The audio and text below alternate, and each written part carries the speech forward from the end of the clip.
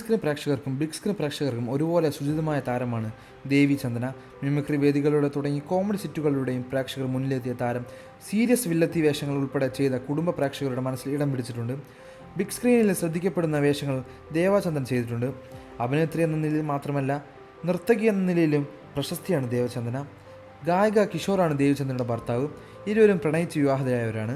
Social മീഡിയയിൽ സജീവമായ താരദമ്പതിമാർ യൂട്യൂബിലൂടെ തങ്ങളുടെ വിശേഷങ്ങൾ പങ്കുവച്ചെത്താറുമുണ്ട്. പ്രേക്ഷകർ അത് ഏറ്റെടുക്കാറുമുണ്ട്. ഇപ്പോഴിതാ പുതുവർഷത്തോടനുബന്ധിച്ച് ദേവിചന്ദനയും കിഷോറും പങ്കുവച്ച വ്ളോഗാണ് ശ്രദ്ധിക്കപ്പെടുന്നത്.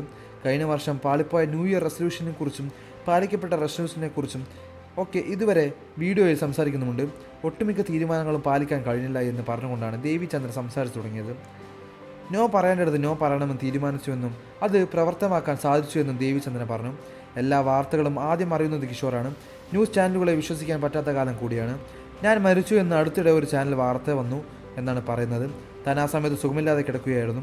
കിഷോർ എന്നെ ഫോണിൽ വിളിച്ച് താൻ മരിച്ചോടോ, എന്താണ് അവസ്ഥ എന്ന്. ഇല്ല, ഞാൻ മരണപ്പെട്ടിട്ടില്ല എന്നും ഞാൻ പറഞ്ഞു. ചിരിച്ചുകൊണ്ട് ദേവചന്ദ്രനെയും കിഷോറും പറഞ്ഞു.